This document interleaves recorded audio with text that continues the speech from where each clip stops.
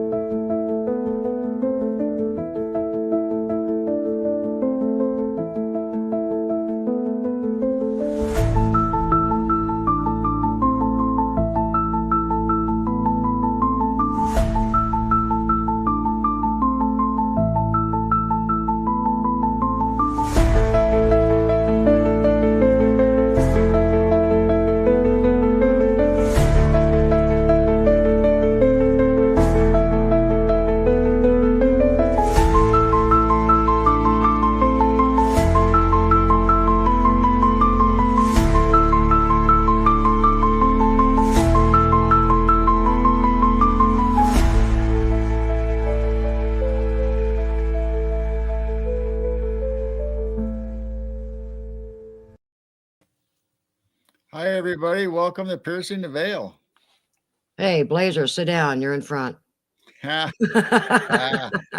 That's right. Please keep seated during the performance and get your popcorn ready because tonight's going to be a wild ride, I think. Oh, yeah. Get an extra bag of popcorn. Yeah, get your tin hats ready, or tin foil hat.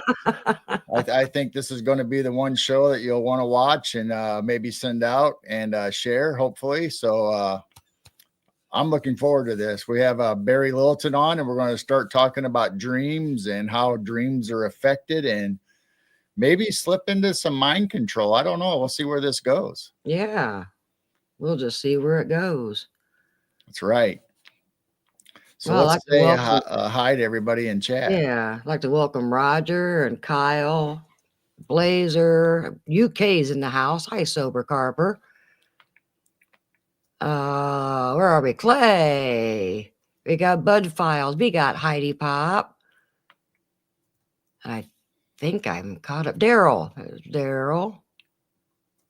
All right. I'm caught up. You're caught up? All right. I think so. Oh, Tennessee, Kentucky. Trying to say hi to everybody individually, and it kind of gets ahead of me. Yeah, especially when the chat's flying. All right. Well, welcome in, everyone. So I think everybody is here to listen to Barry and us talk about our subject tonight. So we'll get Barry up here really soon and start going because I don't know. We want to spend every minute and every second we can discussing this subject. So let's bring Barry up. I think he's ready. Yep. Hi, Barry. Hey, welcome back, Barry. You're on mute.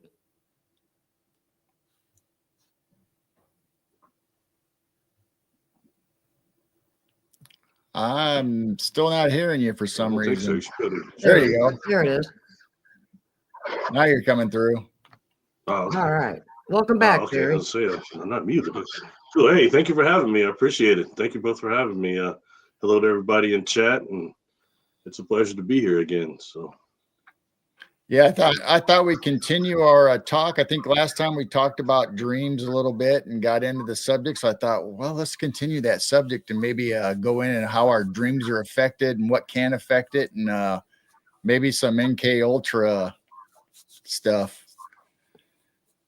cool. Right on. I'm trying to remember exactly where we left off last time. There's when it comes to dream stuff, I come from two aspects. The one for me was more in terms of consciousness and things that were going on. Like for me, I was what I guess if you read the Carlos Castaneda type of literature, I was more of what would be a gatherer or a stalker of energy. I'm not a natural dreamer.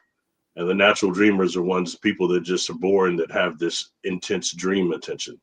You know what I mean? Meaning that they have the same almost attention that we have right here, right now. Right. And a lot of people don't have that. I hear about lucid dreaming and other things, but it's really not the same as active dreaming in that way. And sometimes some of the people say they can do that, they really can't. But you've got a group of people that do have that gift. But for me, I have to act a certain way here in the third dimension that gives me enough freed up energy to where I have enough power to have dream attention. I was one of those people. I can do a lot of things here in the third dimension, a lot of things, both psychically, mediumship wise, other stuff. But sometimes when I go laying down, I was out, you know what I mean? So I had to really learn how to focus dream attention. Like the first way is like looking at your hands is the first gate. And for me, just that took a long time to see if they're actually your hands. Then the next thing is actually shifting your awareness around into the environment around you. And then the third is being able, learning movement and things of that nature, and learning that the dream body doesn't correspond to the physical body. So that's like gravity, all these things that we can do with the other. And also is the identifying, like, the next, like the third gate of that is identifying that in your field of awareness, you've got other beings that use the phantasmical images of our dreams. Like truly, at the end of that, the end of the dream practices, you find one of the last things is you realize that you're basically standing there in the middle of an electron impulse, brain impulse, surrounded by a bunch of phantasmagorical images. Okay. And once you wipe that clear, it's looking to see how many beings in your field of awareness are actually generating energy in your field of awareness. That's really one of the tricks to that. Right. I mean, so when you go in, sorry, what's that? No, that's all right. I was just going to say, going back to what your first thing was about dreams and your realization and how you're in your dream. It took me a long time, and it never occurred to me until I heard somebody else talk about it, trying to manipulate stuff in your dream, whether it's looking at somebody's cell phone or taking their cell phone or just seeing your hands do something or grabbing a door or whatever. Because usually our dreams, our hands and no part of our body's ever in it. It's just like we're looking at something, but we're not actually seeing anything that we do. See, exactly. Yeah, that's what's weird. I'm glad you brought that up, and that's the one thing that is the difference between the physical encounters and the astral encounters. Like when it comes to contact, and I always try to tread on that lightly, because by no means do I want to discredit astral experiences or people that have dream body encounters. All right. But for someone like me that made me accept mine, I had no choices. A lot of mine were physical. And when you're there physically and you're in front of a non-human physically on board one of these craft physically, it's a whole nother thing going on, because I could touch things. You know what I mean? It's very, very corporeal, as to where if you're having one of these kind of astral, non-physical things, you're not able to really do that, but you might not be paying attention to that. You know what I mean? As well as, they have the ability to also bilocate us. They have technologies that can bilocate us to where actually they'll be dealing with our dream body. And, like I mentioned, some of these practices like Castaneda, and that was ultimately to bring to a point to where as an individual, you could put so much cognitive awareness, dream attention into the dream body that you can manifest it here to this dimension. And actually your dream bodies, or this body's asleep, the dream body is out moving around and people are perceiving it through cognitive dissonance as you. But the truth is you're in the dream body. And they were doing that to him a lot in those books I was just mentioning. Anyway, but the ability to do that, to actually put full cognitive awareness into the dream body, that takes a lot of skillful master ability of perception, to say the least. You know what I mean?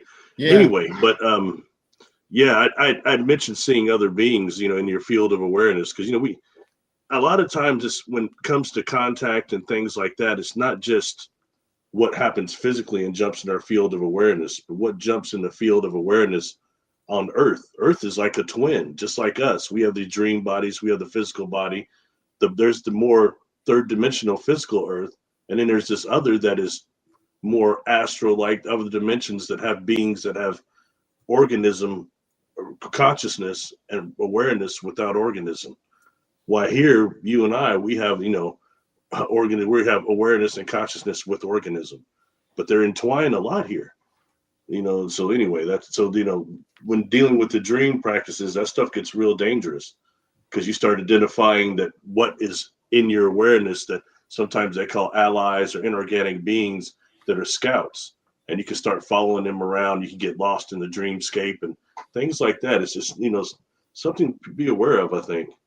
Right. I mean, we always talk about, people that we meet in real life and on the street or whatever. We're kind of wondering, okay, is that really who we just met, or is that somebody portraying somebody we met? And it's the same thing, I think, with dreams.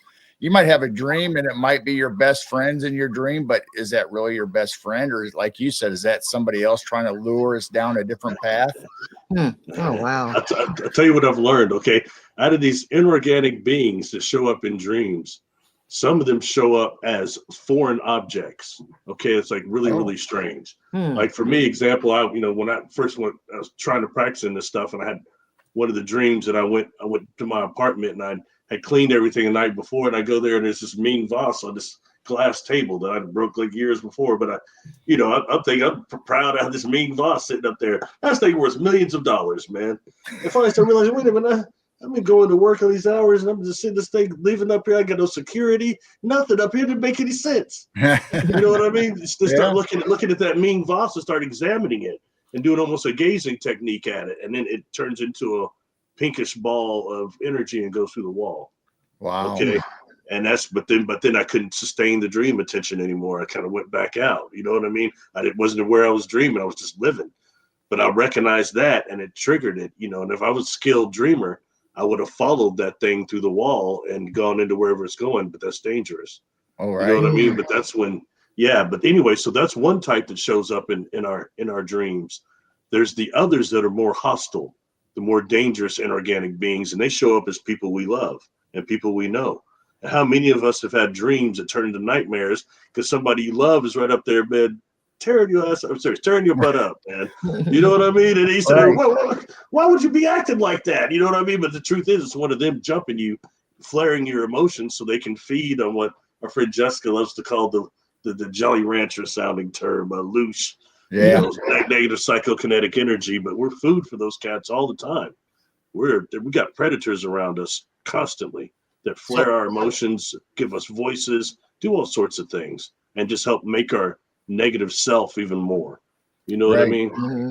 I mean, I often wonder, I know other people bring it up too, how much our everyday life pops up in our dreams. And some things aren't exactly the same, but every once in a while you'll see something like, man, is that like deja vu?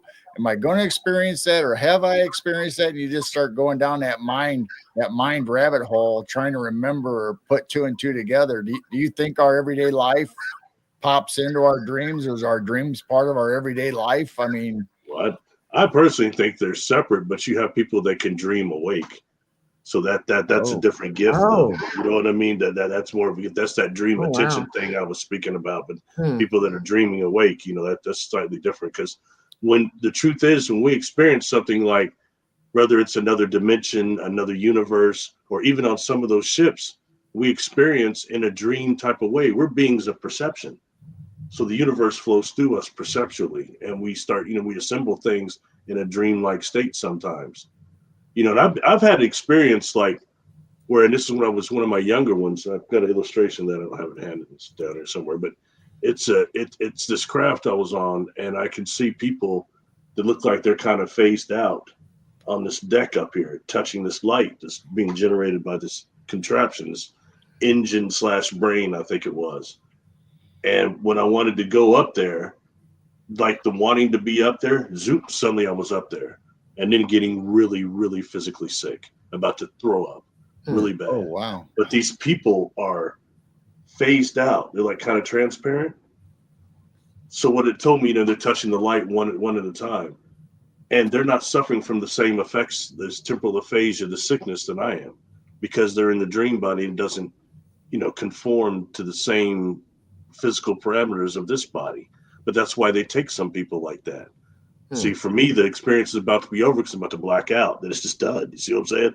But for them, that's why they take some people like that.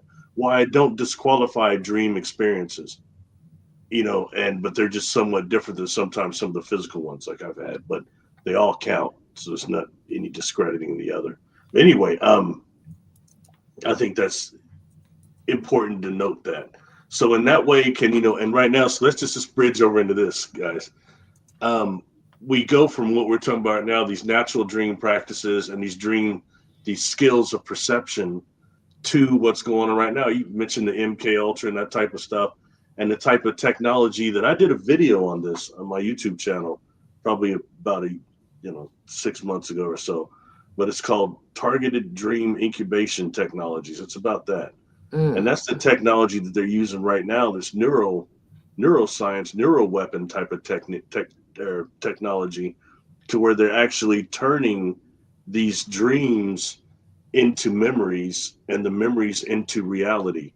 And you can look at that, and right now they've got some companies that are transparent about engineering dreams and trying to engineering people's dreams and designing beyond to where you're waking up. See so much of that Taco Bell commercial or whatever. You're waking up wanting some Taco Bell. You don't eat that stuff.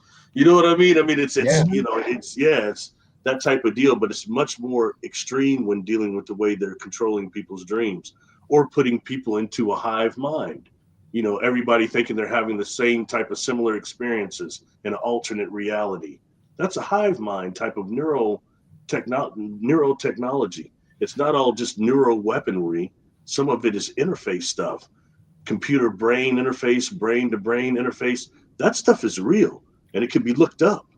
You know what I mean? Right.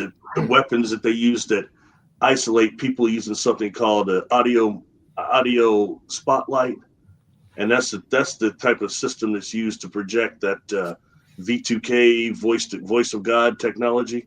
Right. And it gets really scary, because when you start dealing with that type of technology that is dark technology, it's mimicking what dark forces already do. Talk to a schizophrenic that hears voices and what they'll tell you, what the voices tell them. I talked about this and I got turned on to Jerry Marinsky. He's talking about the same thing, but at a different level even. He's at the prison institutions dealing with schizophrenics, but they'll tell you the same thing, the patterns. Same as like the juveniles that I had dealt with. The same patterns, and the voices are telling them horrible things. Right. Hurt yourself, kill yourself, do things, and it's a negative self that we have already gets fueled after we have a trauma. You get these negative identities, and all these negative entities got to do is just pour, grease on the fire that's already burning. It's kind of a trip, It's that's interesting, because the what got me started down this rabbit hole is I think you and Jessica mentioned on the Cryptid Huntress about ads showing up in your dreams, or using that as a new frontier to get the programming into us. Well, that led me to the blue screen technology that are using your cell phones, tablets, computers to eject those frequencies of that light, and trying to figure out how to control us that way. Have you ever heard of the gray overlay? No.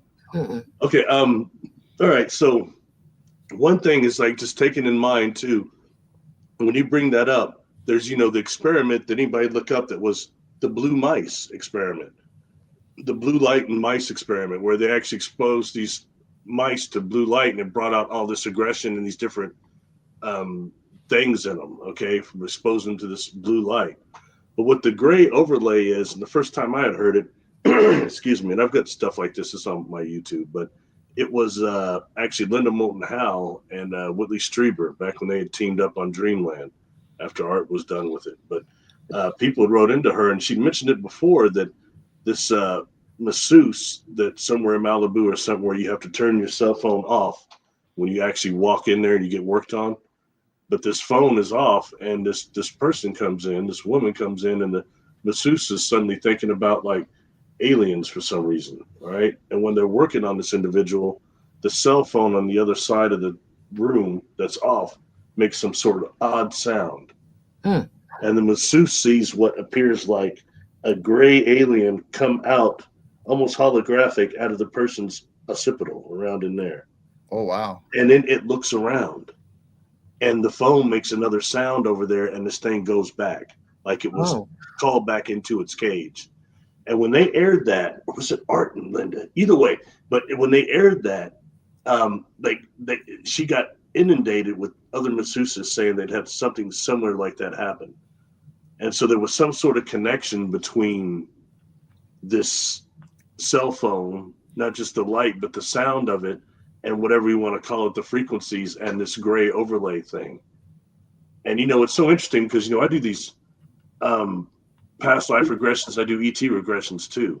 And I had a client, and they describe, and, it's interesting because they're one of those people that would tell you that they're like not a contactee.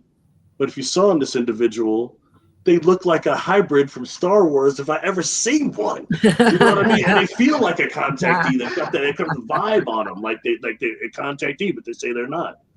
So during this, I did a regression during other things with them during the session, and sure enough, but they comes out this a type of a hybrid project. You've got beings coming here that are interacting with us to a degree, and then have put like several different hybrids on this planet, like 5 or 6, 7, whatever the number was.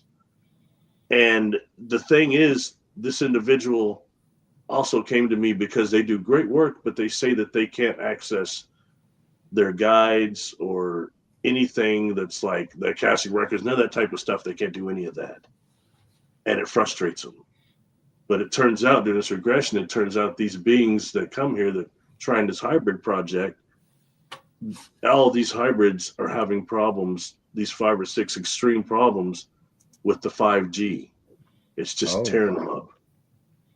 And I mean, each G, this person individual they describe, but the 5G and what they're doing beyond that's really bad. And it completely nullifies all their abilities, spiritual abilities. And it does for that species as well. So when I ask a lot of questions during these regressions, one, this is a species that's not from our galaxy. So we need to deal with extragalactic type of contact, not just Ceres, not just Pleiades, not just Arcturus. They're trillion galaxies. You have beings that are coming through quantum entanglement through other galaxies and through these makos, these black holes. Anyway, different than any species I'd heard about, okay?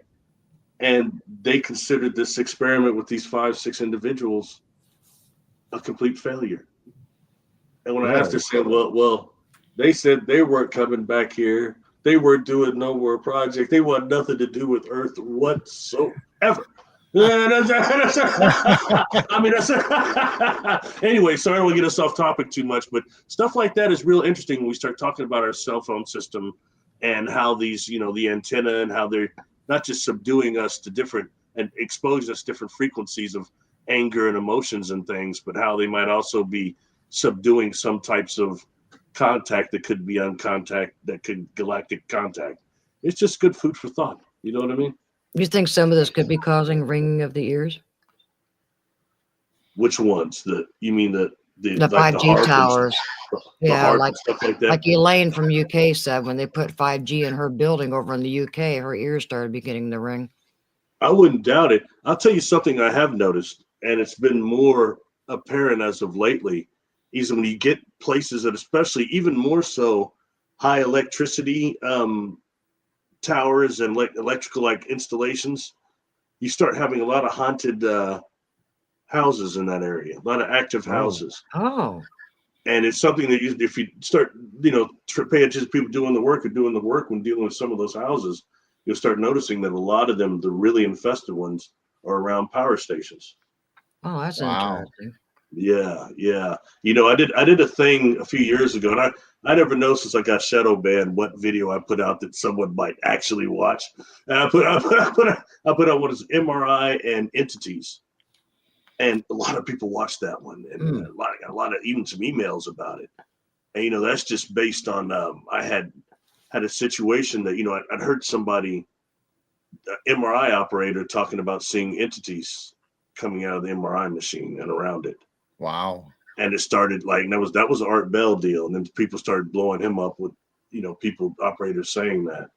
And I was one day I had to get one of those people didn't get my wisdom tooth removed, so I had to get my wisdom tooth x-ray. And it was one of those things you move around in, and they turn you kind of, and I mentioned it to the operator. I said, I've heard some interesting things about these x-ray machines and entities. And I remember this lady looked at me so strange. She said, "Where'd you hear that?"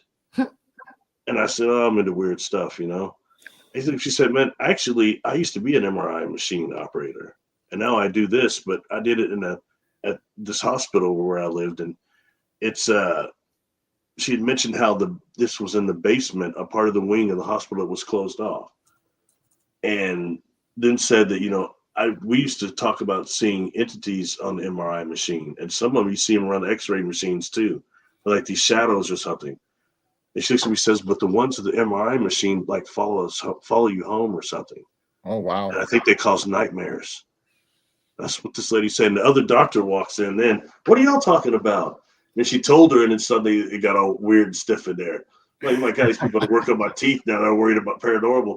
Right. but it's real interesting when you start dealing with that. So just a lot of people have seen it. It's electromagnetic frequencies, so it shouldn't be surprising that you have a lot of things manifesting.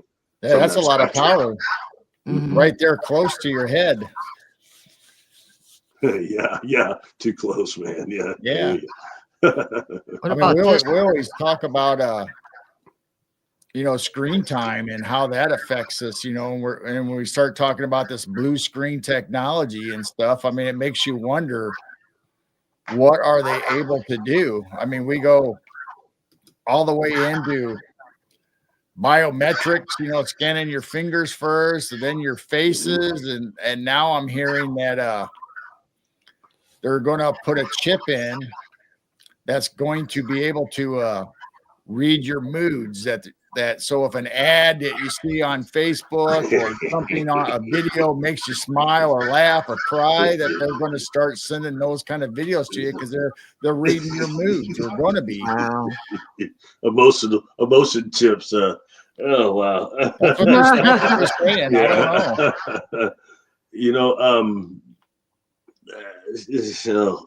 I don't know. I mean, who knows how far the technology is going to go? I mean, if they could read your emotions, how long before they'll be injecting motions into you from your phones or tablets or whatever you're looking at? I think we're probably pretty close to that right now with some of the engineered food. It's a shame because I think slowly we're watching some type of transhumanism going on, and it's when things like, there was a time when stuff like the Terminator, people thought it was a joke, or even Star Trek Data, which is a terrible paint they put on that actor. But if you take the concept of what the android was actually supposed to be, and now and some of the things of the cyborg stuff that's coming up too. And I guess the word now is AI. Let me get the word AI. Before it was CGI. Now It's AI, and but when dealing with some of that, and giving things like our friend Jessica some of those targets, I gave her this target of the Moai, that are the statues of Easter Island. Yeah. Right. That was a good show. Yeah. A bit off more what I expected. I didn't expect that data at all. And on that data was a lot of stuff about mycelium and fungi, and I busted up in 3 different areas. One of them was, what were the Moai?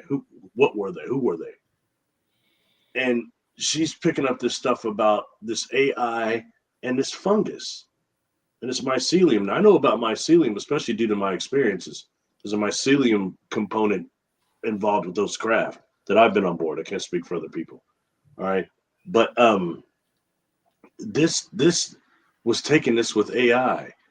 And when I wake up, I'm always awake in the morning. I normally walk between 3:30 and 4:30 for my survive for catastrophic traumatic brain injuries morning celebration walk, before the day walkers are around. But anyway, I get information at that time always. And I started getting just blown up to actually start, researching that. As weird as that is, these type of, and I come across these things that are these mushroom cyborgs, basically these mushroom robots that they're using actually light to control fungi, to actually control these robots. They're called hybrid. Oh gosh, sorry, it's on my notes somewhere. But anyway, it's this university that's doing it right now, and they announced that probably about a year or so ago. And to see that though right there, and to see this thing hooked up like that, and they're saying they can use the electrical impulses, the light to actually ultraviolet light to cause these electronic impulses they can actually, in the fungi, they can override that emotionally. And he's seeing these things moving around. That's how they're doing it. That's exactly what she's talking about. The Moai were on a very primitive, basic level. You know, see something like that is stuff you can't just make up. Because I promise you, she don't know nothing about no mycelium cyborg robots. Man, that's it's cool, but she's not into that. You know what I mean? But something like me, I looked that up. I was sitting there looking at it going, wow. It's stuff like that we're seeing that the past is being repeated or vice versa or whatever. What's it Doctor Who calls it? Timey-wimey, whatever. Right.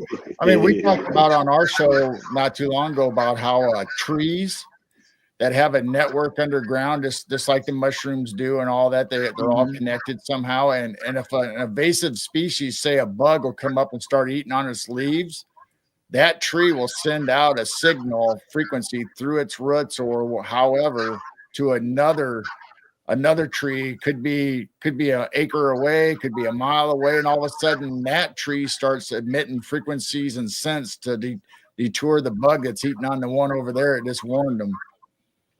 So maybe the government's studying that on how to manipulate. Well, you know, when looking, I mentioned before, there's a mycelium, a fungal component on board those craft I've been on board, and they're alive. I've been on board. These craft are organic, okay, and they're sentient on top of that. And when looking at it, how actually some of them will communicate with the earth as mycelium, it's going to be through the tree network. Look at the symbiotic relationship that mushrooms have with trees. You even look at mushroom itself, cut off the stem. What does it look like? It looks like almost a craft. You know what I'm saying? So there's a really good connection there. And when dealing with, you know, not just that connection with the mycelium and almost in an avatar type of way, but also an organic craft dealing with what's called the deep biosphere, which we never hear about, but it's pure science, which is like the ocean between us and the inner earth. But I mean, it's what actually contains what's called, it's melanin dominant black microbial matter. And within that is contained like 90 to 95, 93, 95% of Earth's undiscovered bacteria and fungals. So when you have craft that are going into the ground and disappearing, that can manipulate stone and technology like that, a lot of times they might be going to the deep biosphere where they're communicating with this planet. Oh, wow. A whole nother way genetically than what we're aware of. And since we're talking about trees, let's just take it a little bit further. I was almost going to do a live about M.K. Davis recently had done a video about tree knocking. He put out a fascinating, really genius concept. And it's something that was said by Native Americans there before, that everything has a spirit. And this is involving tree knocks. He said that he didn't think it was just Sasquatch knocking on trees, communicating with each other. But what they're doing is what the Native Americans say was they're awakening, and Africans say this too, awakening the spirit of the tree. And that's what they're awakening the spirit of the tree to warn them that illegal loggers are in the area that will butcher them and destroy them. These are earth beings. Okay, so they're warning the tree system itself, the trees themselves, and waking up the spirits and all of them to let them know that their butcher is there. Ones that will cut them down with not honoring the spirit.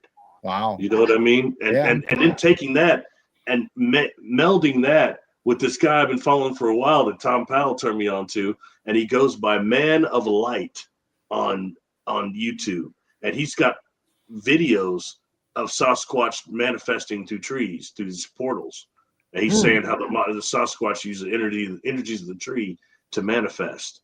I know he's probably taking some heat, but not many people are watching. But the stuff he's saying is fascinating. He's got some videos that are very worthy of looking at.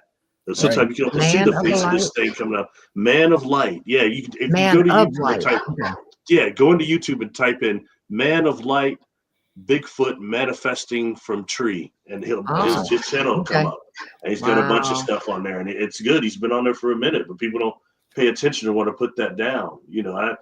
There's a connection when you're looking at the Sasquatch and what in Europe they call the Green Man. I think there's a very big connection there. We hear some of these things about that some of those military reports that supposedly that some of the blood found has chlorophyll in it. What? Oh, wow. If you hear things like that, can't say it's all true, but it leaves a very nebulous part for us to wonder about what is that the father genetic of the Sasquatch. Still, something not seen, is not found in GenBank, whatever it is. So what was it exactly? Right. Well, that would make sense, if Sasquatch uses trees as portals, and I know you and Jessica have talked about that a lot. Me and Jane have talked about it on our shows, that and we get the old folklore, knock on wood. Right. That is to wake up the spirits for the elementals in wood. I mean, that's where the folklore comes from. Mm-hmm, mm-hmm. Wow. And if you think about it, like Man of Light asked, he said people that say they see these tracks going out in the field and they just disappear. Are there trees near where those footprints disappear? Are there just trees somewhere close? Good question. Again, good food for thought. You know what I mean? And Right. I don't think that, judging by what I've seen, like from some of the blind targets Jessica's had, it's not all the species of Sasquatch probably can do it or have that ability, but you've got some types of them do. And you've got others that are maybe like those type 2 that are more chimpanzee-like, and they don't seem to have any real paranormal abilities, not like these others. And then you have others and then what is it like when you start dealing with the medicine men of these tribes and things like that? Another thing, we just don't know what we're dealing with. You know what I mean? What's up with the spider crawl and all this other weird? I'd be tripping, man. Right. I brought that up before. That's how we compare it to like Native Americans. You always had those special people, whether they're shamans or medicine men, that had these spiritual gifts. And so why wouldn't Sasquatch have the same thing, where they have certain ones that are in touch with the spirit world and can do this for the rest of the tribe and take care of them? Well, check it out. Man of Light says they tell him, the way he talks, they tell me they have special powers. There's special powers, there's spiritual powers, and that's how they're able to do that stuff. But in reality, what I just told you about beings of perception, and they were back here when obviously we had a type 1, type 2 civilization on Earth. And I just talked about beings that can really dream and put their perception and pull cognitive ability into their dream body. Does some types of Sasquatch have that ability? And I've mentioned this before, because what is it when some of them are found, they just be crashed out near human habitations? People walk up on them and they're crashed out asleep. As sensitive they are to people, and much as they are the king of hide and go seek, why would they ever crash out into somebody's barn or something? But I think a lot of times there might be people who are seeing them in the dream body. And that's when they're impervious to bullets. That's when they're presenting more of these paranormal abilities of manifestation and unmanifesting. And that's something that you have, if you read Carlos Castaneda, Don Juan, and those Toltecs were all doing this type of thing. Even Paramahansa Yogananda, they talked about some of the dream masters that were the swamis and things. So, I mean, this is taking us to that level, and they've been here a long time. Are they dreamers? I got a video I've done on my channel too, Sasquatch, are they dreamers? I mean, it would explain some things. And when they're not in that dream body, they're not doing that, exercising that, they're just as mortal as you and I to bullets or anything else. But that's something that you had a species of people here that could do, So it's food for thought. Not saying I'm right, but some of these things need to be acknowledged, at least examined, because we don't know what the HE double hockey sticks are dealing with. Not really. I've seen that. I've seen a video where the guy walks up on him, and the Sasquatch looks like he's leaning against a tree, just snoozing away. Then all of a sudden, the Sasquatch walks up and looks at him, and the dude's like, "Oh, I got to get out of here." So it's like, how is he able to walk up and film the Sasquatch literally like Rip Van Winkle under a tree?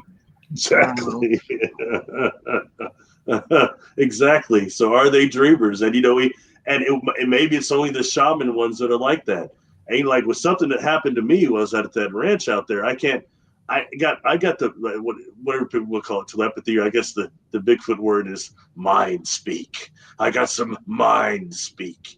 But in reality, and I can't say, how do I know it was Sasquatch? I don't know. Right. But I'll tell you, whatever it was doing one heck of a good imitation. And why? Right. Why even go to the bother? You know what I mean? I was the one out there tripping out. I was so tripped out, but I mean, that feeling of being watched by them is so strong, and they're so keen in that way. I just done a video on invisibility, and I was out there getting smoked with my own techniques. You know what I mean? So beyond my techniques, right. But it makes you wonder where those things came from. Right. some of the knowledge that the ninja and others have of invisibility techniques. Where do they get that? Because I mean, those cats are about the masters of it, whether it be masquerading as trees, shape shifting, or just purely disguising and tricking the human eye. The human eye is impaired in terms of, first it sees movement, then silhouette, then color. So it doesn't take much to distort that, and also think line of sight. Most people only look 2 feet up, 2 feet down normally, unless they see movement. So It's not hard to trick the human eye. The old hand is faster than the eye type of thing. We had Justin England on, Mr. E, on our show, and he talked about the mushroom network and all that going on, and he was wondering the same thing about the connection with Sasquatch and the mushrooms and the trees, and that the mushrooms neural network is so strong that it could actually maybe project the image of a Bigfoot that you would see, so it really wouldn't be there, but you would freak out or leave or not go in that area because the mushroom network is protecting its kind and the Bigfoot by projecting something that you don't want to see or scares you. Almost like a hologram. That's really interesting. You never heard anything like that. That's interesting. He was on Jessica's show, I think about 2 years ago, about a year and a half, 2 years ago. He was on Jessica's show talking about these mushrooms. And then he was on our show. And it was absolutely fascinating listening to the mushrooms being connected to all the nature and Sasquatch being connected to these mushrooms also. Almost like the mushroom root network was like a computer, and all the elementals and everything in nature uses that as a network. Well, the mycelium itself has intelligence. In fact, they're saying the scientists are saying they've turned it like it has a language of about 15 words, technically impulses that they use to communicate with each other. It's real interesting when dealing with also the concept, like, because when I realized I was having these encounters when I was younger, there was a fungal component to these craft. I figured that out. I started really tripping out. You know what I mean? And looking at things like I couldn't find much about it except for Terrence McKenna and Rupert Sheldrake. They talked about it, but they were saying that they thought the psilocybin spore itself, which actually is impervious to cosmic radiation, scientifically, would be the perfect probes from other civilizations. And that way, and especially how they come and symbiotically join with the nervous system of not just the planet, but with us as a species too. And dealing with things years ago, and I brought this up many times, when dealing with what's called radiotropic fungus, which is the fungus that was gotten off the walls of Fukushima and Chernobyl. It's the fungus that is pure black, and it uses melanin. Again, comes back to melanin. It uses melanin and converts gamma radiation into the growth cycle. And I had some of these scientists who would send me like some of these messages that just disappear on me. They never quite know who some of them are, but you could tell they're real. They were just giving me the idea, saying that they thought that there was a possibility that radiotropic fungus was sent here from a mycelium fungal civilization that's like type 3, type 4, to help us with radiation cleanup. And it would be a civilization that was like not on just the nano, but on the pico, that they're so small, but I mean, that doesn't really matter at some point when you start dealing with intelligences and things from somewhere else. And I find it fascinating that right now they're trying to use radiotropic fungus to make a type of radiation shield, self-regenerative radiation shield for the International Space Station. I think so. There are things that they're trying to do with radiotropic fungus right now that it's quite interesting to me. You know what I mean? You ever remember the Twilight Zone episode where the kids somehow got mushrooms and they were growing them in their basement, and pretty soon they were shooting out spores and controlling the mom and dad and the family and humans, and so the mushrooms were controlling them through mind control. Oh my! Vaguely. I mean that's always precursor. That's dominant in like movie a lot. if you think about like, and when it comes to dangerous fungus, you got what's it, Donald Sutherland? The body snatchers. You know, Right. they were actually plant-like, but they were fungus, technically. Yeah, they came here. You know, so there's things like that. And then when you start dealing with concepts like what they call Wetiko, Weitiko, I believe it's spelled Wetiko. Pronouncing Right. it right. But that's actually a type of mind virus. And when you start really looking it up and reading about it, it's described as being a type of a fungus too. So I think we've got the negative fungus component, we've got the positive as well. But as far as well, our civilization is going, it's going that way, you know. And I think that like for example, the ships I've been on board, I ask, and you know, they throw this stuff in your mind before you can even form it, and how they're actually, what are these craft? And I was getting that there are 4 components. One is you've got minerals that are mined from planets that are devoid of atmosphere, and especially Van Allen belts, and that they get some different, especially get a different nanospectrum sun. They're, you know, bombarding those metals in a way that they get so hard and have a resistance that we're unaware of, almost meta minerals in that way. And then another thing is a quasi crystal type of component. Okay, that is something different. That now when you start looking at the lattices that are grown from quasi crystals that they're doing now, it's a different thing. Okay, and then also you've got the fungal component, mycelium component. That's why some of the walls felt like what I was touching. Not like what we call toadstools where I live, but harder consistency. But there was a living component to them. And then for it, it'd be DNA, life energy from the crew. Wow. And all that is a compound that is grown over one of these makos or a black hole. And you start looking at our science now, how they're actually able to create some black holes in laboratories and things like that. We start dealing with other beings that are in space already and creating almost something that would be a type of a cold fusion. And, you know, I mean, this is getting pretty serious. You know, there's evidence of stuff of what I'm talking about right now, but no one really remembers it.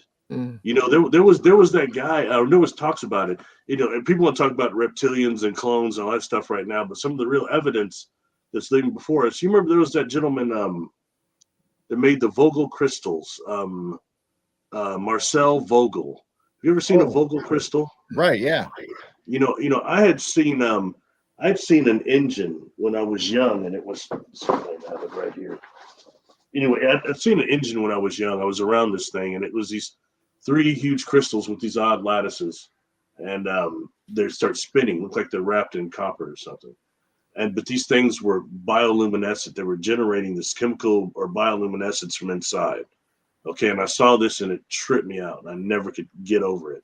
All right, but it gave me an obsession about crystalline technology, and that's way back then. I come across Vogel, and you know that guy worked for. This is back at this in 19. He worked for IBM, and not just that he made the Vogel crystals, but he was like responsible for like some types of lighting and fluorescence and some lighting in televisions also. He's got something upgrade with that or something.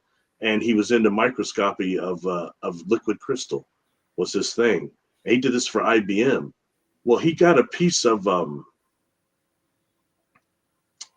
supposed ship fragments, these metal fragments from Billy Myers or somebody connected to him. And that got kind of mixed up and dismissed because so much controversy comes with Billy Meyer and he started frauding stuff.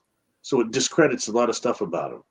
Okay, and I could say somebody in 1994, the first UFO conference I went to was a gentleman named Randolph Winters was there. And I wanted to see the evidence he had. He spent all this time with Myers, and I wanted to see the ships that he's supposed to have pictures of.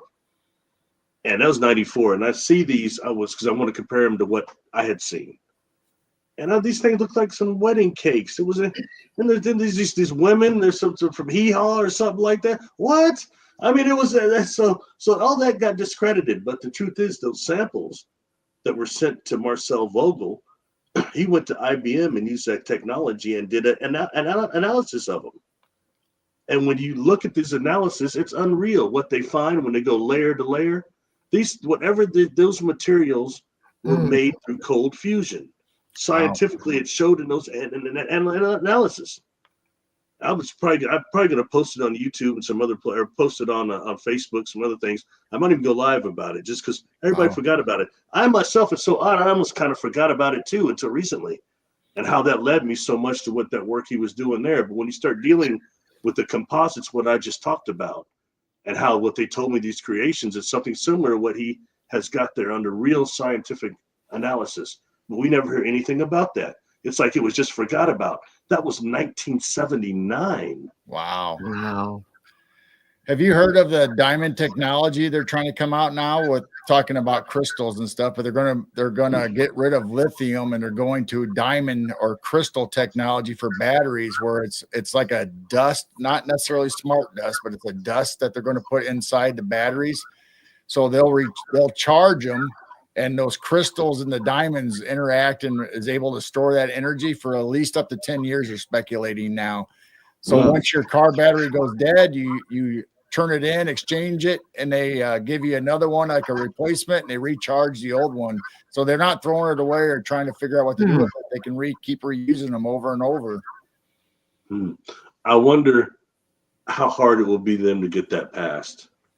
Right. You got a lot of agencies that have kind of stopped that one there. You know, I mean, white gold will disappear on them if that technology comes out. Wow. Well, I think it's interesting that you've been talking here lately, like the last month or so, about UFOs and mushrooms, because I do remember Justin, Mr. E, talking about some of these ships were mushrooms. Yeah, there's the fungal component to them, definitely. You know, and that's, like I said, it's not strictly with the ones that were there, but it's part of the life component.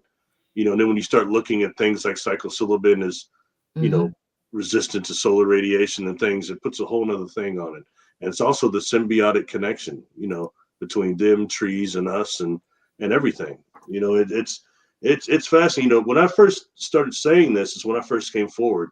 That was in 2014, and I got laughed at by some, say, "Oh, that guy does mushroom ships and stuff like that." That wasn't fully what I was saying, but it was a big joke until NASA started announcing that they would start using mycelium type of housing if they can get colonies on Moon or Mars, and how they're already using mycelium for city and like bridge infrastructures and things like that. The joke wasn't quite so much then. And now dealing radiotropic fungus, and what I've told you about that shielding and stuff they're trying to do with that, as well as speaking of that, the thing I mentioned Jessica and the Moe and those robots, those fungal controlled robots. They're trying to make a type of a skin for them that is radiotropics fungus, a self-regenerated skin for these cyborg mushroom things, robots. Yeah, you can look that up. Anybody can type that in. Type in mycelium cyborgs or mycelium robots on YouTube, and that thing will come up, and you'll see they'll show you exactly what those things are, how they move, and everything. And you know, for me, it was just kind of a kick because it was a big deal. How did the Moe get across that island, Easter Island? And when you ask the ancients, they say that the ancients asked them, the wise men back then, the shaman asked them to move, and they got up and walked and moved. Right. And when you start seeing the way these robot things move, it's like, is that what we're seeing here? But sort of way more advanced level, way more advanced. That's what the data showed. You know, that's kind of that stuff you can't really make up. Right. You know what I mean? That reminds me also of the people saying that they see trees move or walk by themselves. You know, what's controlling them? Is the mushrooms controlling them and making them walk, or is it, you know, how's that work? Those ones that don't look to be obvious fakes to me, I don't know. I see some of that stuff. It looks a little bit better than the Snuffleupagus coming right across the thing. You know what I mean? I don't know, man. That CGI, it's messed everything up now. The CGI and the AI programs, they've really made it hard to use discernment on what is real and what isn't these days. You know, like there's some like Sasquatch videos I think that just no one really paid attention to because they're not the patty one, but I thought they were really good. Like the one that was in British Columbia, the albino Sasquatch that like gets caught in the thing and it takes off. You remember that one? Or the one that's the Independence Independence Bigfoot that's got the kid and is running. Oh, yeah. That's the thing. That one was good, you know, and there's all the ones that MK Davis has from that place in Terrace, Texas, that had the habituation, that had the mirrors and the cameras that were pointed to the mirrors away from the gifting sites and things. Oh, They're okay. catching all that stuff in the mirror. Yeah, that was really good stuff. Whitey's Run, all that stuff, but it gets kind of just dismissed. Well, I think the last time you were here, you were talking about a video of somebody accidentally possibly hitting one, and then the rear view mirror or their rear cam, you know, it came up off the road and went after them. Oh, yeah. Yeah. And we looked that up after the show. That was a crazy video. Well, you know, that's the one I laughed at, because when I first saw it, you know, because the Colorado Bigfoot, it said they hit it and they back up. And then it comes running at him, and to me, I was like, "Oh, that's some guy in a suit with extensions or something." You know, that's kind of the way it looked. But then when it was really, I think it was Thinker Thufker that really did an analysis on it. And one thing he showed is that when they back up, you know, they said they hit this thing, but it seems like there's almost a portal there. Yeah. There's a black spot there, and this thing comes out of it all of a sudden, like it got up but kind of came out of it too. But then what convinced me is when he breaks it down, this thing is running. The thing that made me laugh about it, when really he shows this thing had a hyper promotion of the knees, which means they're bending in a way that is only a being's. If you look at the fossil record right now, they found one called Homo naledi, Naledi, that was found like in that tar pit in California or somewhere like that, but it was not Sasquatch size, but it had these hyperpronation of the knees also, and which it's really would be hard to work. It's not conducive to walking, but when you do an analysis of Patty's actually walk, she had that too. You know, there's that Monster Quest where they tried to have that athlete that redid her deal and she couldn't do it. It's because she had the double hyperpronation of the knees. And how she's able to move like that, but that thing on the Colorado deal, he showed it had that. That means so whoever put that together needs a definite A for if it's CGI or whatever. But that was a good one, you know. Yeah, I watched that several times. That was interesting. Yeah, wasn't it? Wow. I was going to ask you earlier when we were talking about the mushrooms in the spaceship, and you were talking about how they that you control them with your touch, and they, you know, did you feel like that was going into a network when you had your fingers on the controls or the like mouse pads or palm? No, I was just touching the walls. Oh, okay. I was just touching the walls because I want to know what they felt like. You know what I mean? I'm so curious, but I was constantly getting sick. But that's when I spent my time. I was touching actually the wall when I experienced that, what that felt like. You know, a lot of times didn't see any controls sometimes. And then other times, I'll tell you something always gets me with, I can only speak to my experiences. Where the hell is the light coming from? It's like it's just kind of there. There are no fixtures. It's kind of either coming from the walls or just kind of is. So I don't know if it's a type of bioluminescence or what it is. Well, I had a thought, and I've had a thought for a while. Like cartoons, movies, or they're talking about fairies in the Fae world. Mushrooms glow. You always kind of see the mushrooms glow like a Himalayan salt lamp. Right. So that would make sense of having that in the walls and touching it, and it will illuminate light. Because you always see these mushrooms glowing in some of these little fairy stories. Well, check this out. You know, have you heard what actually Steven Spielberg says E.T. actually was? No. He says E.T. was a plant. He was really. Remember how? Because when it wasn't eating the Reese's Pieces and that whole stupid thing, but when it would go like it would make plants grow. Remember? And when he actually wasn't a kid, he was running around with those kids, but he was a botanist. He got left here when he was grabbing plant specimens, remember? Oh, okay. And then also at Walt Disney, maybe it's in Orlando, they have that part that's like the E.T. Homeworld place. And it's like that room is like a bunch of glowing mushrooms in there. Mm-hmm. Wow. Yeah. And when dealing with Vogel, Vogel, like, he was into the chemical luminescence of fireflies, which is what first attracted to me him, like, in the early 90s, is because I had experience, where the firefly, all I can tell you is this: when it comes to them having bioluminescence and people saying it's just strictly a mating ritual, I know one thing: they're aware of the light ships. These ships that are quote unquote light ships, they're aware of them. That's all I can tell you through my experience. I found that out a lot. I took such an interest that I had been talking to John Vervinko, another remote viewer, and that was a few years ago, and he had done a target with his team company that was these fireflies somewhere in Brazil that, like, were very, very odd. And his team comes up with that these were actually like almost extraterrestrial fireflies from another dimension that had put some of their brethren in a place in, like, somewhere in the Amazon or wherever this was, and one of those forest fires decimated that population. And they were coming here and trying to figure out what happened to their brethren that they put here, their colony, why they were destroyed. And that's what he got to this remote viewing. And it's so interesting. I've had a couple experiences with quote unquote lightning bugs, fireflies, at which sometimes I don't know what they were. Something else going on there. You know what I mean? When you start dealing with the contact scenario and dealing with perception and beings of light. Right. That's what it is.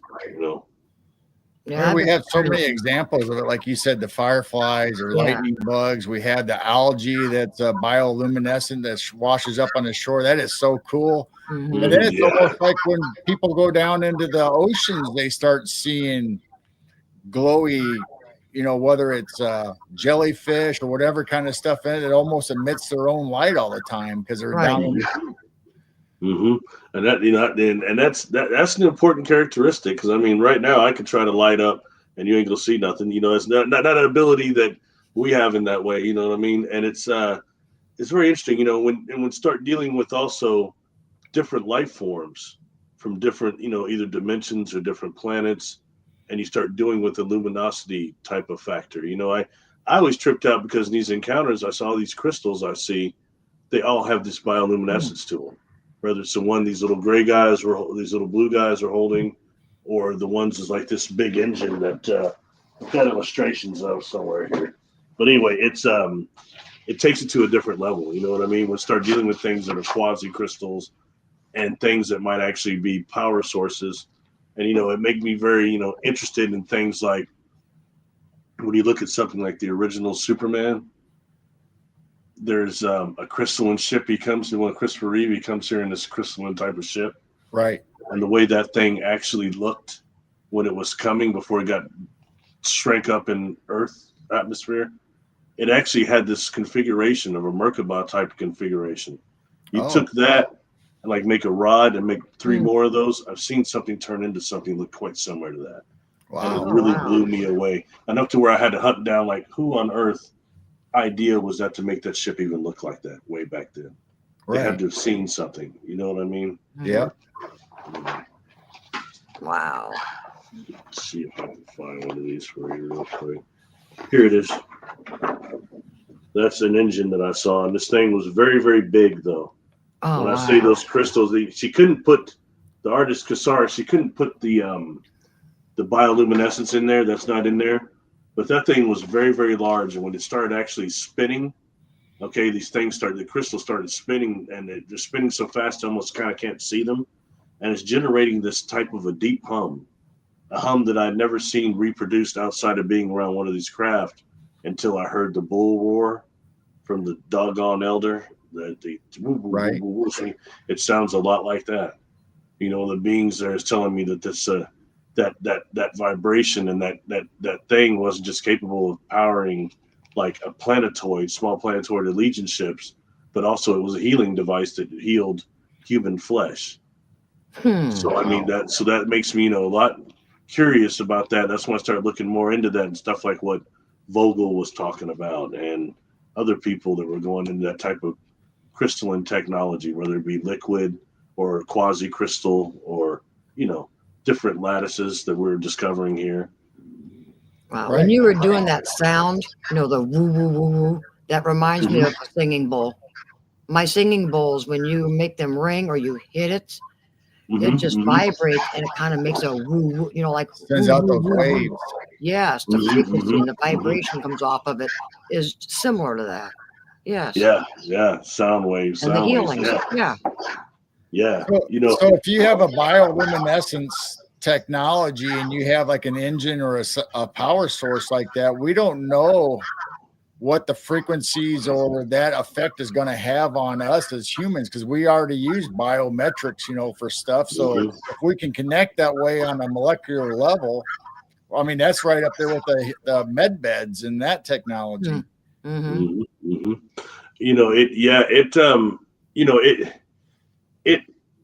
I think that energy wise, one is when you start dealing with some of these craft that are, using wormholes or black holes or makos as they're called, as actually energy source for travel. It's a whole nother thing. You get irradiated by all sorts of different energies when you're on board one of those, or around some of these, even around some of these beings that are giving their life energy for some of the life energy of the craft. Or they're these beings that when you get around them, they give you this feeling of what the swamis and gurus used to call Shaktipat, which is where all your chakras start turning. You have a Kundalini release. You know what I mean? And sometimes you get around some of these beings, non-humans, and around their biofield, it has that effect on us. I've been around a few like that. And it makes you see how in past times, how they were regarded as all sorts of things that they're not. But it's just a different biofrequency and vibration. You know what I mean? Right. That's some crazy stuff. I mean, we haven't even begun to touch the technology on all this stuff. Right. At least as far as I know. Maybe somebody has and they haven't released it yet, but not for us. I had mentioned seeing a craft. It turned into this. It was a craft that looked normal at first, like almost a saucer type, and then it went through some type of a metamorphosis in the sky, and it turned into this. Wow. And this was actually would be bioluminescence. And when I went for years, first of all, when I saw this happen, it pushed my perception to the limits. You understand? It really, it's hard to accept something like that because you don't barely have a frame of reference for it. And I couldn't ever find a reference to this until I got a copy of this book in '94. It's called The Keys of Enoch by J.J. Hertog. He's got something in there. It's called the Tri-Pyramidal Merkabah. That's what that thing is that I saw. I actually got him to autograph this. He's one of the presenters when I was in Vegas. And we sat there and talked for a second. I asked him, I said, how did you find out about that Tri-Pyramidal Merkabah? He says those beings came and took me to their planet. Oh, wow. Because I knew, and it makes sense. I said, I've seen something similar. And I told him, and I'll tell you, for about 10 minutes, I had that man's undivided attention. He even autographed that for me. So it was pretty cool, I thought, because that's a good tool right there. It's a good book. You know what I mean? You showed that picture of that, the three together. And that almost reminds me of what you were just talking about, that Merkabah spacecraft or whatever, the geometry. We don't know how all these sacred geometry and forms correlate to one another and how useful they are. Okay, so check it out. If I can find. Okay, so when that thing was first in the sky, all right, it looked like it was a craft. Okay, it was a saucer type craft. Sorry, it's in here somewhere, but it started like changing. Okay, from the saucer craft into that other. See, it's still saucer there, and it changed into that. It like morphed. It morphed into that. And what I can tell you now, what I was seeing after talking to some scientists and some astrophysicists and stuff, I know I've figured out what it was actually doing now. Okay, what I was seeing was this was a pattern of unfoldment that this thing was doing to match the destination of the universe it's about to go to. I'm seeing it about to make a frequency jump through one of these wormholes. Okay, and it's actually changing to what it's going to match to where it's going. Wow. Whole nother thing going on there, right? Took me a long time to accept That's what I was seeing. But the fact is, we've got these other universes. Ours is based on the spin, but you've got others that might be based on crystalline or based on the triangle or amorphous metals, different Right. types of universes. And we Mhm. have to deal with this when dealing with what them actually doing or what that craft actually is. You know, the outside of the craft and the inside are two different dimensions anyway already. I That never I can really tell thought you of after that being a before, portal. but maybe even if we're a lower vibrational dimension, if they're going to get ready to go to a wormhole that goes to a higher dimension, maybe they have to change their frequency and their I don't know if there's structure or consciousness of if the machine, you know, if the UFO is alive, like we were talking about before, maybe the consciousness of the UFO even changes. Well, you're dealing with conscious, definitely. You know, and that takes us into actually these black holes themselves. That, like Rudy Shields them call, which are MACOs, magnetically eternally collapsing objects. And what they actually are, when you deal with actually the black hole itself and something goes through the black hole, okay, it creates an exact perfect copy on the surface itself. While the main thing goes through and then gets stretched by time, dilation or whatever it is, stretched. The thing on the surface, though, is actually held in this Mako. The Mako is the mechanism that is like the storage of the memory. So what these actually are, these black holes in our universe that are all over the place, are actually the hard drives of the universe. Mm. So when you hear people talking about the Akashic records, all right, the way Mhm. they found the way these black holes actually operate, these Makos, is they operate on these conscious waves, and conscious waves occur spherical. They're spherical, okay? And when dealing with us and our bodies, I don't want to not repeating myself from last show or anything, but dealing with our own bodies, we have these things called microtubules, okay? And microtubules of the brain is what we're referred to this time, which creates actually the neuron network, the mirror neuron network. And when I say that, that's like when I'm telling you something right now, you can see it and experience it, similar to the hand release thing from monkeys. But actually, that's the same. This mirror neuron network is the same thing I just described to you as the quantum hologram. And the way these microtubules in our brain occur is they're spherical. So we can access through brain waves these makos, these black holes, through brain waves, through these makos, these conscious waves. See what I'm saying? And when Right. dealing with the universe that goes through these black holes, this mako, it's recording the universe.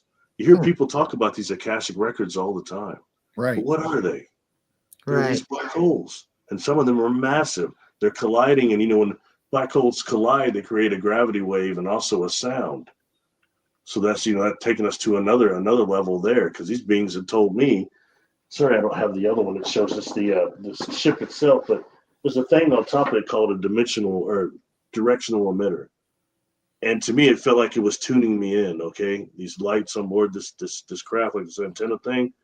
But really, what that is they were tuning in my brain waves.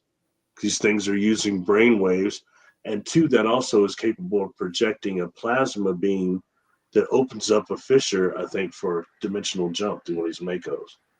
So it's like plasma, using plasma technology, high energy plasma, to open up black holes. And then once they once they enter it, they ride the gravitational wave, which is somewhat instantaneous. Whole other thing going on. That's what they told me, put in my So mind. so if the black hole, as we always talk about it, where it sucks in everything, you know, all matter, all everything, do you think there's another side of that black hole that's just like we're talking about the Akashic records, that it's shooting out information into another galaxy, other dimension or something? Do we have one that's facing the other way, emitting information and frequencies and stuff out to us? You know, they say it's like hog bisons and things in the middle, but also there's a possibility, and I'm hearing them say now they think inside these black holes are universes onto themselves, which is quite possible too. When I refer to the Mako, that's actually inside the black hole. Think of like the accretion disk. You know how that goes around. The Right. Mako actually goes the same. The information goes the same, wraps around the same. So the beginning of the Mako is going to be current universe. Over the outside is going to be, where we had it towards the beginnings, or the beginnings of where the Makos were first formed anyway. Wow. So yeah. And, but think of it this way too. If you have these, what are called by Michikaku and everybody, like type 4 and 5 civilizations, when you start getting, type 0 is us still, fossil fuels. Type 1 is the parent star, becomes the main power source. We start getting to, type 2, it's space they're using. And type 3 is the fabric of space, actually these Makos themselves, they're using as a power source. So when you get a civilization that advanced, they may no longer exist here third dimensional like we do, or at all, but they still exist within the Mako, within the Akashic records. And they can still access us and give you a contact experience through the brain waves, the Akashic records, even though they don't exist anymore. That's why I talk so much about it's bad that we get all this negative, because negative encounters happen, no doubt about it. Okay. Right. But like Ray Hernandez information in that study they had, which is not just skewed, shows something totally different. And that's not the majority of contact, but we expect that because that's what the media emphasizes. That almost drove me bonkers because my experiences weren't negative. Now they were weird. They're all tripped out, but I mean, it wasn't negative. I wasn't getting these anal probes. I wasn't getting I've been exposed to virtual reality scenario technology, but it wasn't bad. But they're telling me that could be used to deceive people. That's before I even knew what DARPA and all that type of stuff was, before I heard Dr. Carla Turner, when she came out with that book in like 95, 96, it was Fringe. I started freaking out. I had to make sure, that's why I learned hypnosis. I had to make sure I wasn't suffering from like screen memories. You know what I mean?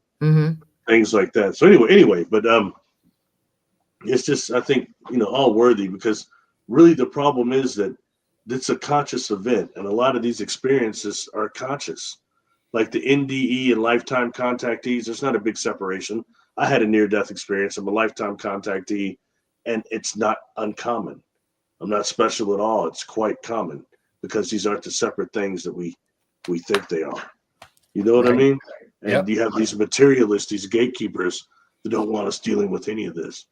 The fact that Sasquatch, some of them could be apparitions, projections generated from the earth itself, phantoms of the past and things like that. I mean, we're in such a contrived world that it's hard to know.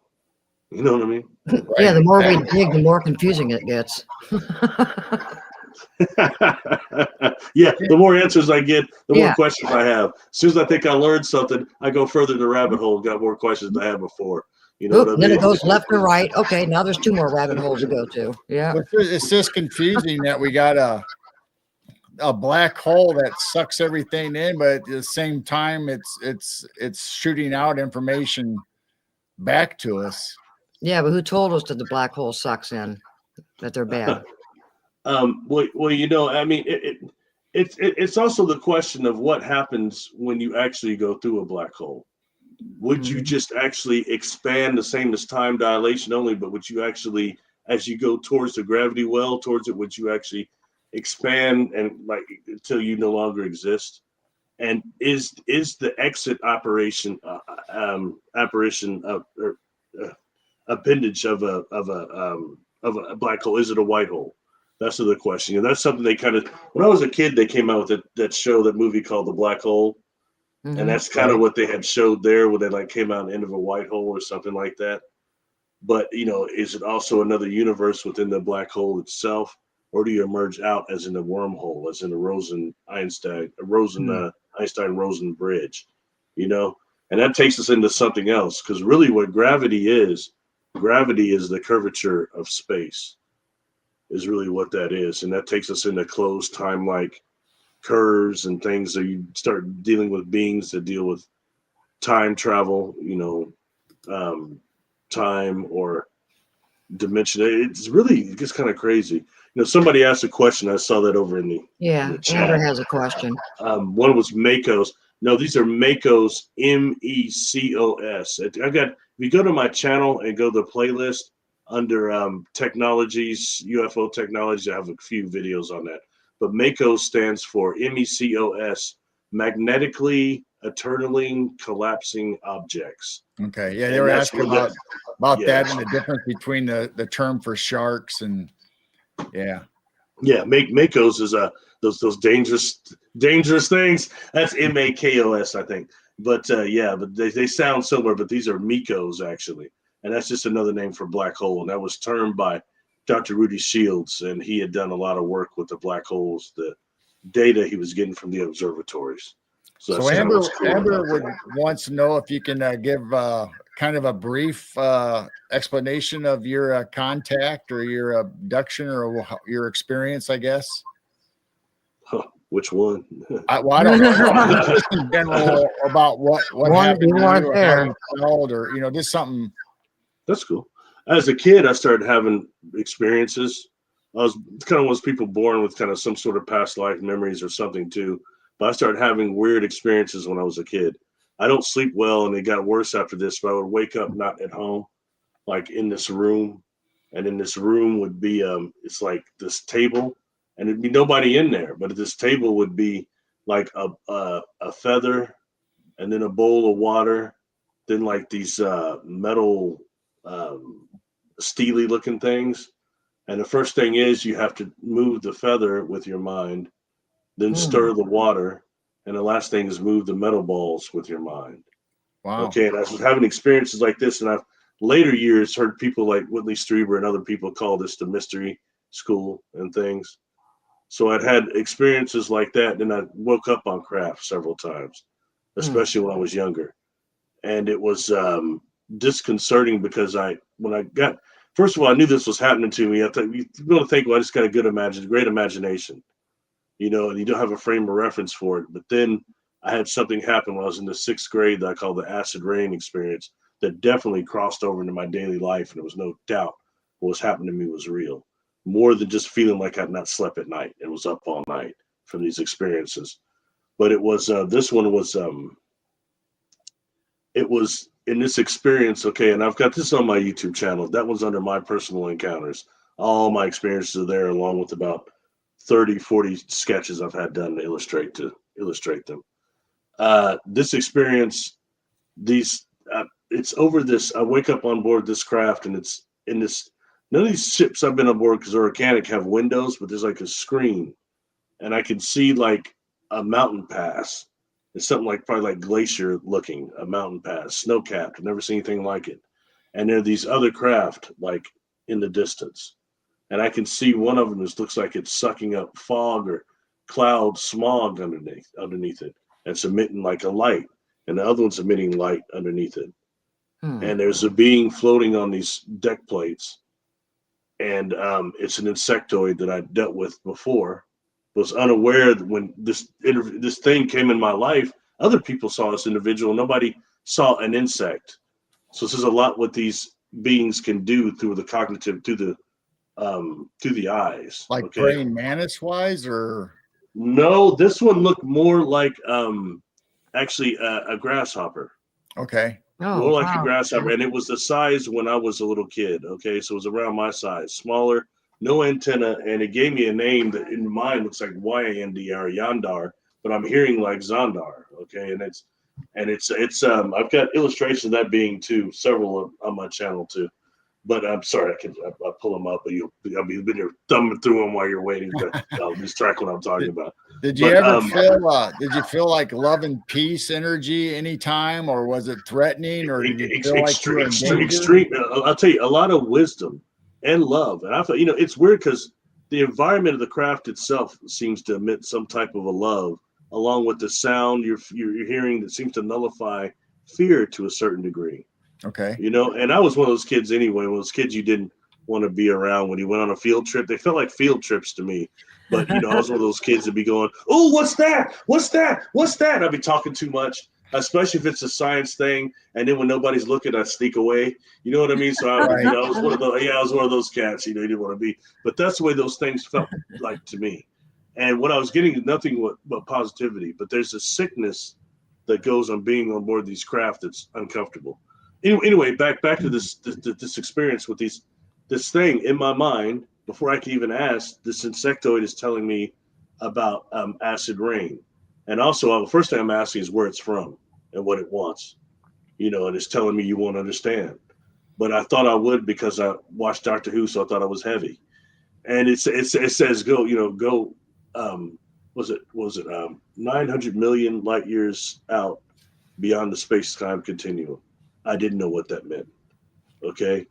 But point being, this being is telling me they're trying to work with the acid rain. It's very bad for our planet. But even they're having some problems with it. And something about, basically metals in our atmospheres and stuff, and it's dangerous for them. And just dangerous. And, I'm thinking, reading this, so by that time you're thinking back like, I never heard of that. Are you lying? Stuff like that. But it's already answering my questions before I can form them.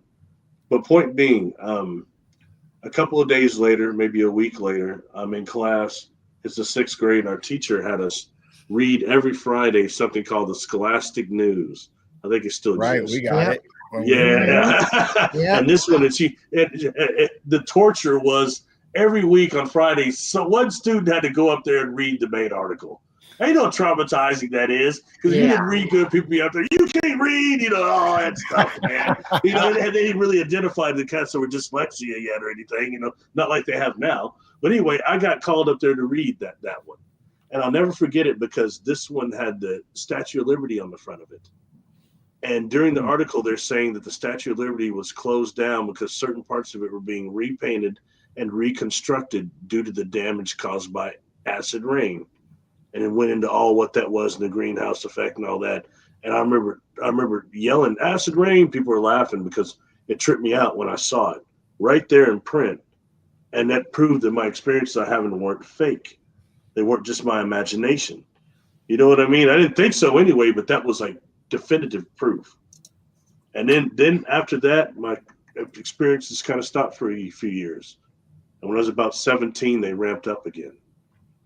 And that involved a lot of missing time, 4 encounters that were missing time, averaging about 20 hours of missing time, over 4 hours each time. And 3 of those, somebody else was with me 3 of those times. Wow. And that type of delusion is not shared. May not have been on the ship together or anything, but you see that stuff comes up and suddenly you're missing time. And you've just been somewhere, you've been with someone and things, and it's right here. But the further you get away from the event horizon, time-wise, the more it becomes fragmented. Right. So when I talk about my encounters now, they sound all cool and coherent chronologically, but they weren't that way when they happened. They were fragmented and trying to ascertain what happened. I went through years thinking, I'm not like Travis Walton. I remember everything that happened to me, but the truth is I could remember a small segment for missing 20 hours and plus time, you know what I mean? To where I finally had to start getting into hypnotic regressions and finding out more and tuning into more what I could remember consciously and what really happened. You know what I mean? And was I deceived? Was I being experimented on? I didn't think so, but I had to know for sure. You know what I mean? And anyway. That gets back to our original conversations. Like, dreams. Do you believe what you see in dreams? And when you have experiences, whether it's abductions or whatever, can you believe everything that you're seeing and experiencing? I mean, we just don't know.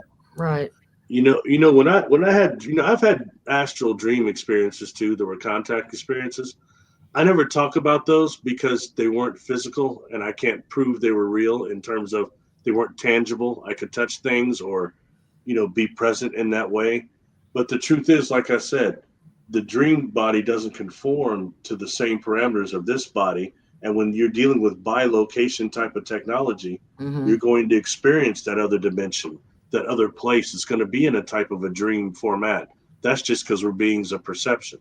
You know what I mean? So in that way, we have to start dealing. And I was one of those people, Gerald. I was always, I was like, man, the astral ones are not the same as the physical. I was making this distinguished line between them because that's what the materialists, the gatekeepers want to do. They don't want us to know that really these are events of consciousness.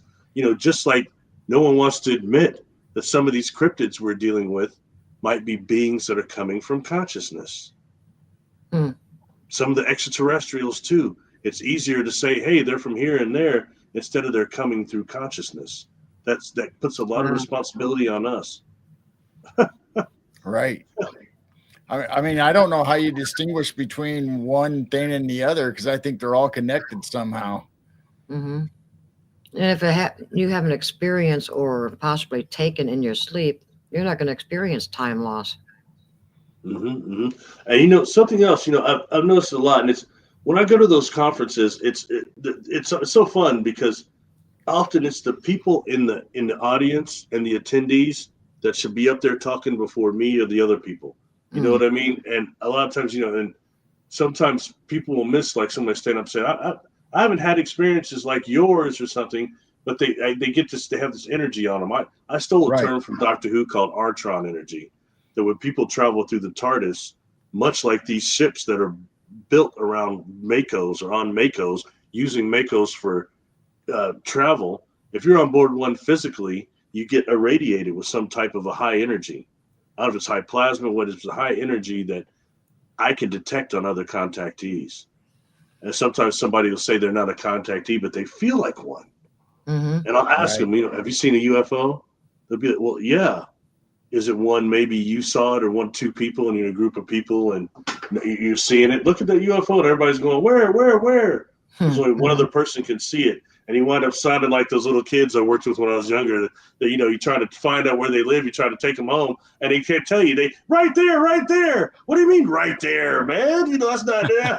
Right. Left, right, back. You know, no, right there, right there. You know, but but you say that to people, and nobody else could see it, but they could see it. Right. Okay, or one other person. And what that really is targeted contact a lot of times. And you don't think, okay, an entire collective, an entire civilization would stop what they're doing to focus solely on you and communicating with you. And that's Mm. exactly what is happening.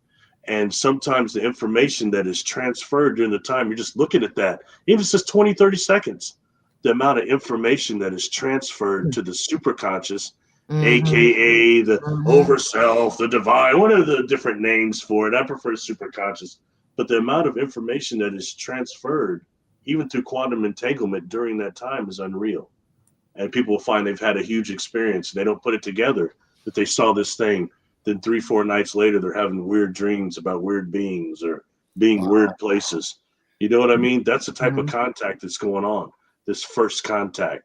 But it's subtle, and a lot of people don't catch it. You know, I've been saying since I first came forward, I thought there was somewhere between 70, 80% of our population that has had contact, Mm. and that about, you know, more than half are completely unaware of it because it I've got happens in that. those type of high Mm-hmm. levels. Yeah, yeah. In Mm-hmm. fact, I think you're evidence of that, aren't you, Jay? Now you're going to get people like, oh no, I've been taken. And, Well, I you know, mean, and sometimes it is negative. I don't want to make it seem like the Space Brothers are going to save us. I'm not saying that, but a lot of experiences are positive. We just don't hear about that enough, and Mm-hmm. how it's helping us become a Type 1 civilization, or maybe we Right. won't blow ourselves up. You know, real quick, I'll tell you. I have gosh, I don't have that picture. I got all these pictures. I'm sorry, I should have that organized when we did this. These beings that I encountered. Okay, and this is I clowned on the Nordics a little bit, so I discovered I had actually interacted with the faction of them. But they're these beings I call charters. Okay, that come forward. Charters. Don't necessarily have to be Nordics. The one that came forward for me was, but I call them charters Hmm. because they're like, okay, they're these beings that look like people. They look human, and every 7 years they make contact with lifetime contactees. oh, Oh Okay, wow. every 7 years, somebody had what happened to me. Like somebody will come out of a crowd, like at a bus station, an airport, a bookstore. Somebody comes out of the crowd and talks to you, and man, they just say some heavy stuff, man. It's just heavy, and it makes you go, "Whoa!" Then all of a sudden, they're gone. They're gone back in the crowd, and they're gone. You know what I mean? You don't know who they right. were, where they came from, but it did something that kind of pushed your consciousness forward. Hmm. And when I've experienced these individuals, okay, there'll be not anything that looks about like we say, "Hey, are you an extraterrestrial?" or something like. It's not like Yeah. that, all right. But what they feel like is all I can say is, as humans, if we don't destroy ourselves, what do we feel like in about the next 2,000 years before we change containers of consciousness from this to something different as a Mm. species? What do we feel like then? And these beings, these charters, they feel like that to me. Okay. Hmm. And their energy, when you feel energy, their energy pushes you. not in a way like somebody with ADHD or something like that. It's not like that, but it's like in a more advanced way. Like I met one, they started reading me, and I put up a shield. I know how to shield myself. Mm-hmm. And it was a female, and she broke through my shield. Oh, wow. And did it with the jerk of the head and hair too, boom, like that. Wow. And it came through my shield and started reading me again. And I realized, I was like, whoa, she's a much stronger telepath than me. But I got sidetracked on the fact that, like I said, every 7 years they come around. I was 21. I was on a different hormonal level. And this individual, she was super attractive, and I had other things going on my mind instead of realizing I was interacting with somebody. Right. I was tripped out that their strength was, stronger than mine as far as telepathy goes, much stronger. But I know now when dealing with some of these beings that quote unquote might be inner earth related or other things, but it was one of those charters. I just couldn't recognize it at that time. But I met other ones too, but that, every 7 years. Wow. To the point of where when I had one, I was at Dedesetti Ranch for one of my 7th years, the first year I went out there to speak, and I'm getting literally almost harassed by this elder Sasquatch out there. And it was on me before I went there. You see what I'm saying? I didn't decide for sure if I was. A lot of people didn't think I was going to go because I never spoke at one of those before. My father is 90 and almost 90. He was almost 90 at that time, and being told, he said, "You're probably gonna get lynched out by those Caucasian people up there in the mountains." That put extra stress on a brother. So I went up there and I was all nervous and stuff. You know what I mean? But the truth is that elder thing was communicating with me 2 weeks before I decided to actually go. About maybe a week and a half, I just obsessing about albino Sasquatch. I mean, I'm looking up M.K. Davis, Thinker Thunker, everything about albino Sasquatch. And then when I get to that place, I was unprepared for how truly remote it was. I'm not from that part of the United States. I was unprepared for that. And getting at the gate, I feel like I'm being watched immediately. Whole time I'm out there. So, and it showed something that this individual knew I was coming almost before I decided. So that tells you something to a certain degree. They're aware of the future. Yeah. How do we deal with that? How do we factor that into this? Right.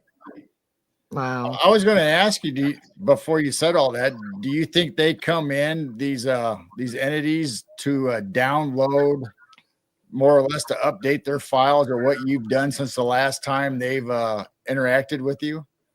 Oh, sorry. You mean the charters? Yeah. I think that, and I think it's also to make just contact with us. I think, and that's why I kind of charters. They're keeping charts on us, but also I think it's for us to also have something that pushes our perception forward also. And in that way, I don't want to sound all weird, but I'll compare that to something like that ranch out there, the City Ranch, that in Mount Adams, there's this thing out there, this device that this book calls an OR station. OR station. Look it up in the glossary. Anybody that has one. Yeah, OR station. Okay. And they give pictures of it also. And while I was tripped out on that, when I went out there and spoke in 2016, my first one, I stayed there for they took me almost 3 weeks. And when I came back, I'm not a young cat, I'm not a young man.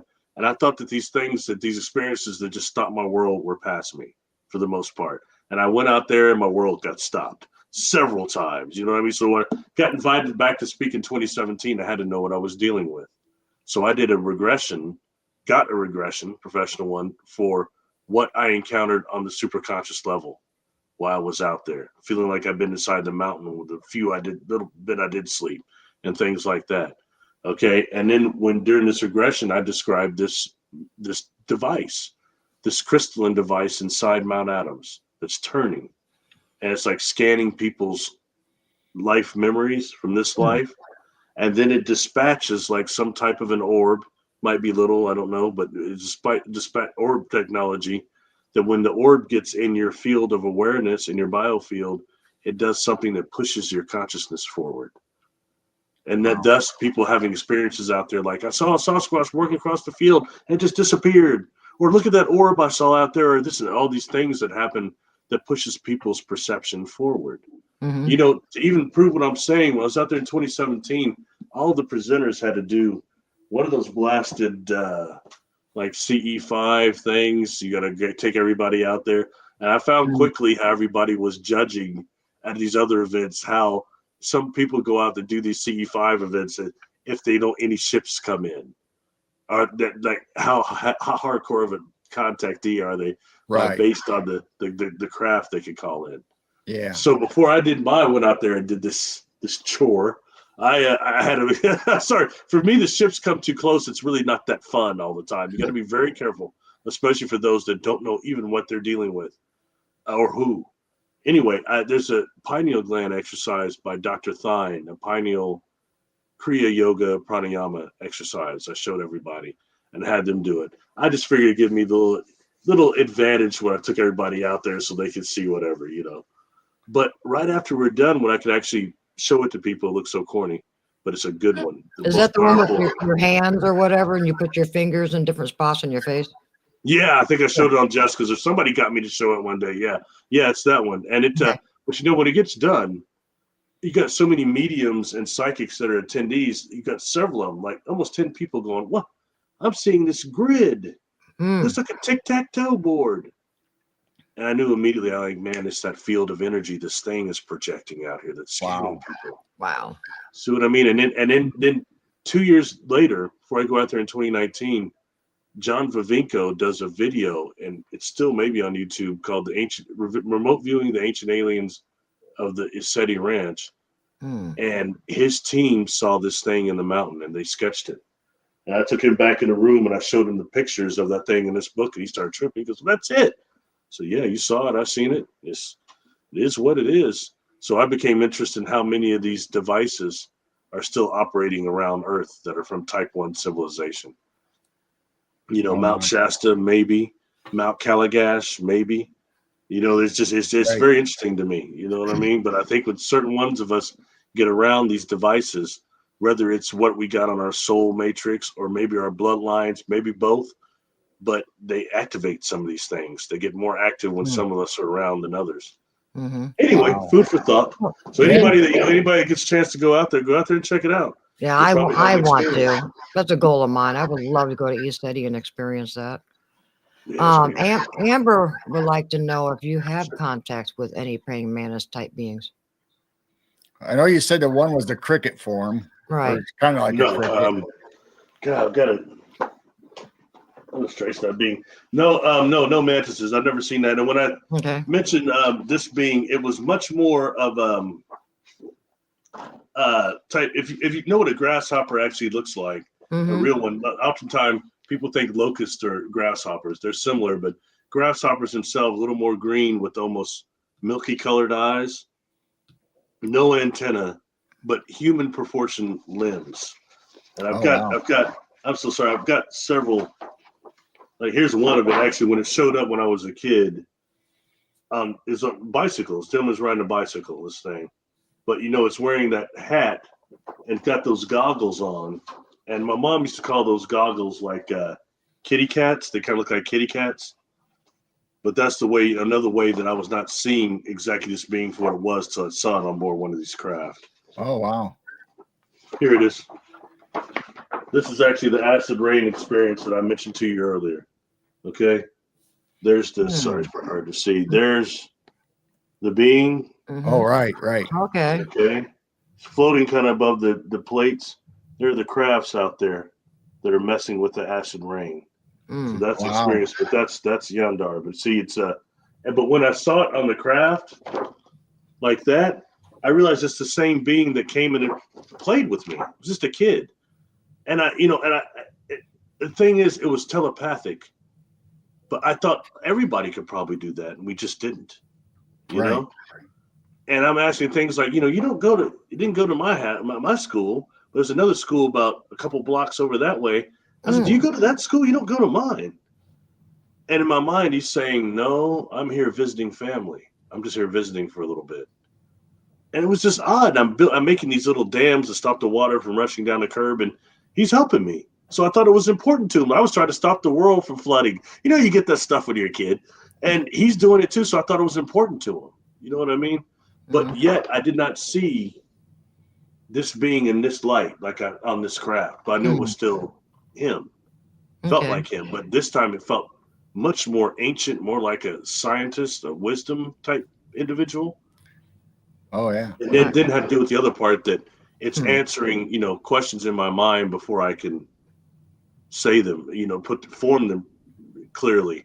Like, for example, where are you from, and the beyond lifespan. That took me to somewhere called Abel 2235. When I got older, I discovered this region of space way out there, about that far out. So we start dealing with some of these beings that are beings of consciousness that are coming here, and we're seeing forms they may have had previously. But in response to her question, I've not seen a mantid, though. That's as close as I've come. Okay. That being didn't have none of that or anything like that. I Right. find the mantis interesting. I've had several clients that have experienced them. And, some of the ones that are some of those larger mantis, like 20, 25 feet tall, they've told people that they're the cedars of solar systems. They're like, wow. when dealing with this book, the Uranta book, that some people know I got issues with some parts of this book, but I try to use discernment and use the stuff that is not in the racial section. Good Lord.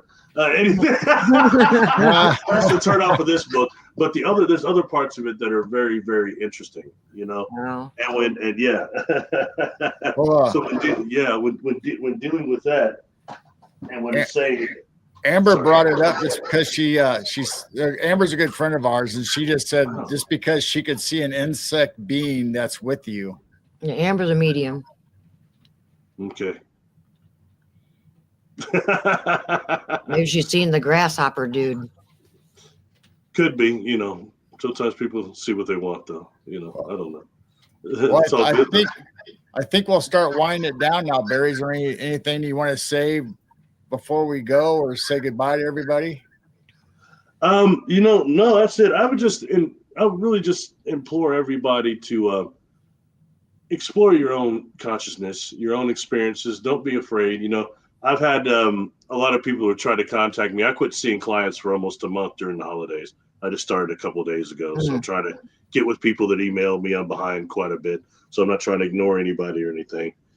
And I still want to help everybody that I can. But otherwise, you can email me at barrylittleton13, barrylittleton13@gmail.com. You can reach me on YouTube. I'm on Patreon and on Facebook under Barry Littleton. And that's probably about it. You want to explain all the different regressions that you are able to do? Sure, thanks. I do past life regressions, extraterrestrial being encounter regressions. I also do earthbound spirit release rescue, also trauma release, weight loss, and stop smoking too, amongst others. Okay. Also, generational curse cutting also, or we could really call it dissolvement, really, generational curse dissolvement. Now, you have one that's in between lives too, correct? What's that? Isn't there one that you do that where you are in between lives? Oh, past life regression. Yeah. There's different modalities of past life regression. Like there's informational, and there's another one I think you're talking about, which is life between lives. Yes, that one. Yeah. That's always an interesting one. Yeah, which is kind of like people where they go between lives. And what happens there. And sometimes that incorporates something called the place of translation and reconfiguration. And sometimes, we wonder, like, there's a book over here called The Mind of God by Ray Hernandez and them, or what Carlos Castaneda calls the eagle, which is where our consciousness goes after death that takes our life memories. And some of the ways we do our next incarnations, up to this one, a next human incarnation devoid of past life memories. So, Have you ever heard the terminology twin tower technology? I can't say, not exactly. I don't think that's not referring to the earthquake type of technology. Is it? That was Tesla type of rotundal deal. So I can't say I have. No. This is another friend of ours. Out of my pay grade. See. All right. Well, I think this has been a fantastic show, man. I've loved every minute of it. A lot of information. Well, thank you both for having me. It's been a pleasure. I worry that sometimes during these interviews I skip around too much and don't stay on the main target that people want. are the That's main all right. Our subject. cat skips around. I'm sorry, I didn't look over there very much either. That's all right. We All right. tried to bring up We're used to everything it. that anybody had any questions or anything that was going along with our subject matter. But just like all shows, you gotta start with the subject and have a jump off point. Just like if you're going to hyperdrive in space, you got to start somewhere and you end up somewhere else. And I hope we didn't miss anybody's questions. We tried to keep up. We're getting better. No, I think we did good. Yeah. Oh, that's cool. That's cool. Nice comment. Nobody threw any onions at me or whatever they throw at the Apollo. There's a carrots. Carrots and onions, man. Yeah.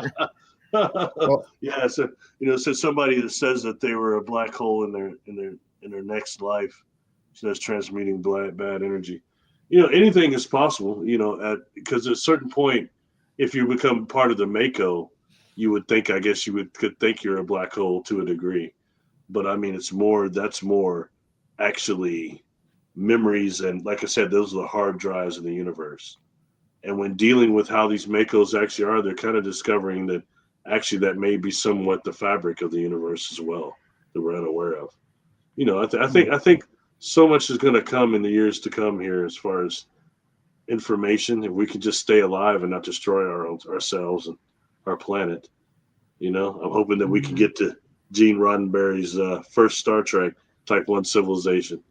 We could just get that bridge going on, Right.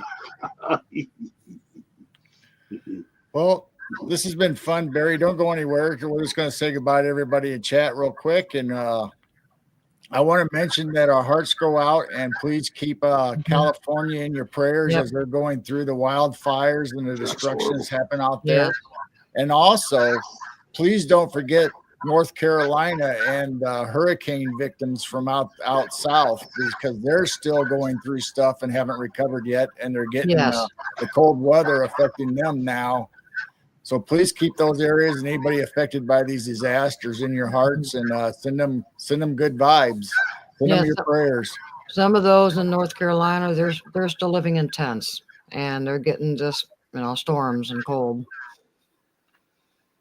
But yeah, we're going to continue to pray for California, and thank you, Heidi and Brown Dwarf and Latchkey and Robin M, for all the updates and letting us know you're all still safe. And we're all praying for all of you. And if anyone can help, there's a couple GoFundMe's posted in chat. Please help out if you can. So just to let you know, we're all thinking of you, and we're sending our love and prayers to you. And I hope you guys all have a wonderful night and a good next week, and hopefully things will get better for everybody. And we're praying that out and hoping that. So let's manifest good things for California and North Carolina and that whole area. Yes. And just so you know, we love you, and we will see you next time. Keep your vibrations high. Keep looking up.